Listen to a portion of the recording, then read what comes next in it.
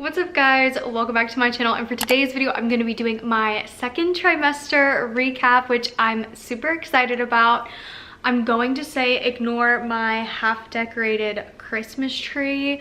I'm still decorating it, plus I also have a toddler and a cat that like to destroy it, so that's why it kind of looks like that. But I'm so excited to get into everything. I have my notes here of everything written out, that way I don't miss anything and I make sure that I tell you guys every little detail, that way you know whatever you want to know. So if you're excited for this video, give it a big thumbs up, subscribe to my channel for more videos, and let's get into it. So the second trimester is obviously weeks 14 through 27. So I will be telling you everything that happened to me from in between those weeks. So I'm gonna start off with cravings. I've had a couple different cravings throughout the second trimester. Had maybe 2 or 3 that have stayed consistent, but there have been cravings that have come and gone. The first one that has stuck with me since I think the beginning of my pregnancy probably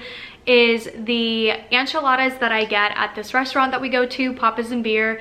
They are spicy green chicken enchiladas. They are literally my favorite enchiladas ever to exist, and it's like my biggest craving. Even if I had literally just eaten it, I want it again. That craving has never really gone away, as well as Fruity Pebbles. I had that craving towards the end of my pregnancy with Oliver, and it started very early on this time. So Fruity Pebbles and spicy green enchiladas have been my top 2 consistent cravings.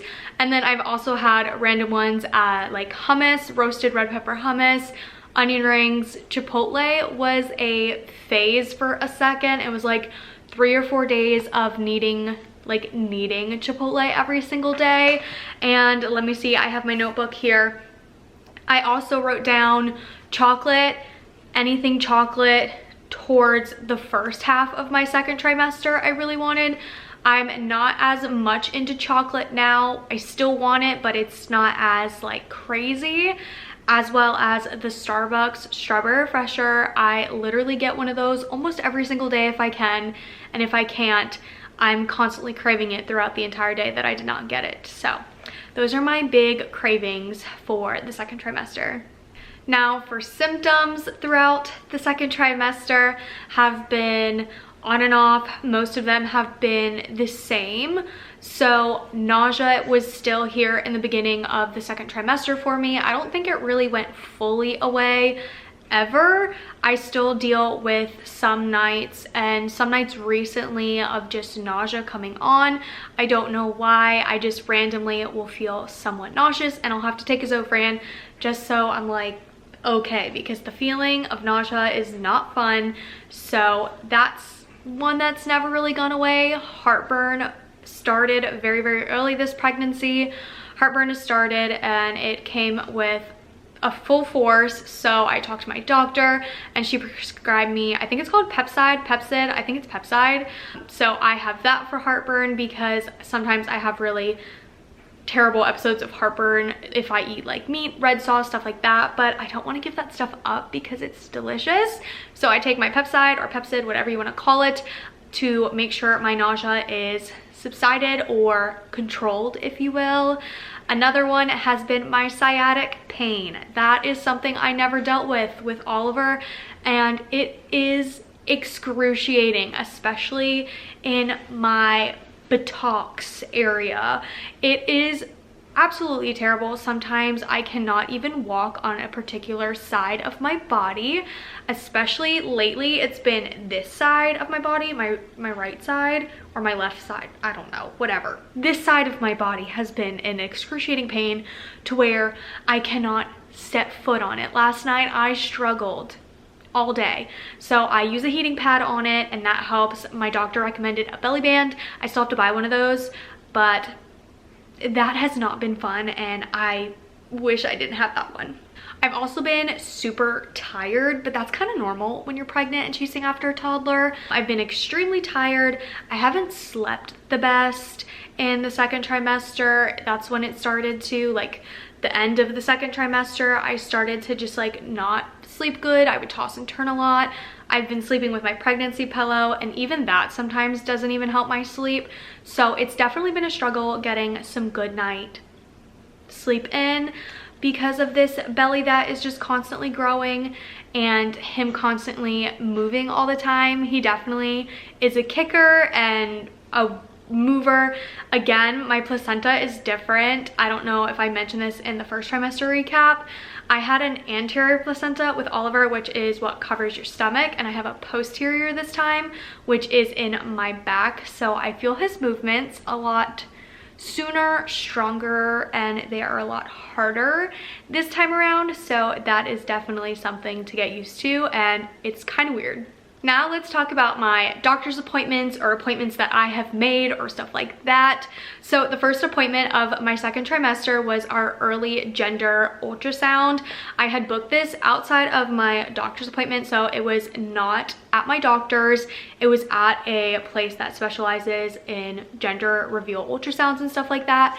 Again, we had the complications in the beginning of figuring out the gender of the baby. We got conflicting results, and I just wanted to double check and ease my anxiety to officially know and start prepping for babies. So August 17th, we had that, and we officially found out that he was a boy at that appointment. He made it very, very known that he was, and I thought that was super cute, and I will definitely, probably, hopefully, be booking another ultrasound with that place for like a 3D, 4D ultrasound.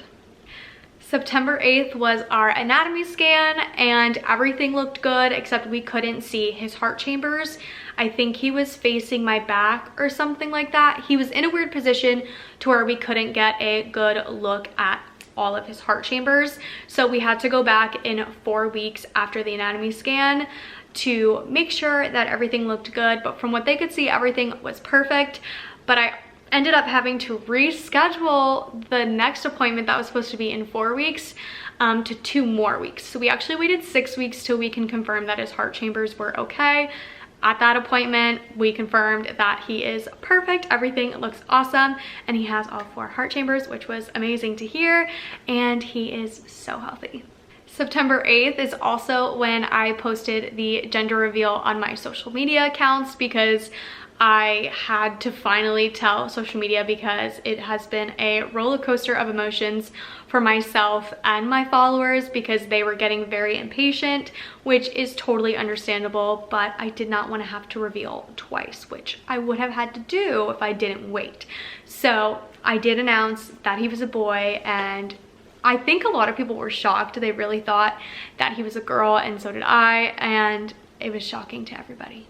At the anatomy scan, I forgot to mention that he was breached or transverse when he's like sideways. So he was actually like this. His head was on this side and his feet were on this side. But when we went back 6 weeks later to check the heart chambers, that's my fridge. When we went back 6 weeks later to check on his heart chambers, we also found out that he was head down, which was super exciting, but he still had plenty, or has plenty of time to move. So fingers crossed he stays head down and he doesn't move. October 19th is when we announced that his name was going to be Benjamin Cole, and we loved the name Benjamin for a middle name for Oliver when we were thinking of names for him. So we decided to use Benjamin for his first name and then Cole for his middle name after my husband. I didn't want that to be like a first name because I didn't want a junior, but I think it's super sweet that it's his middle name. And then we also got his crib in, so we set up his crib, and we are slowly getting his nursery together, which is super exciting. And it is so weird to be doing it again, because I literally feel like I just did it because I did, and now we're doing it again, which is crazy. So the very last week of my second trimester was an absolute roller coaster, and I will tell you why.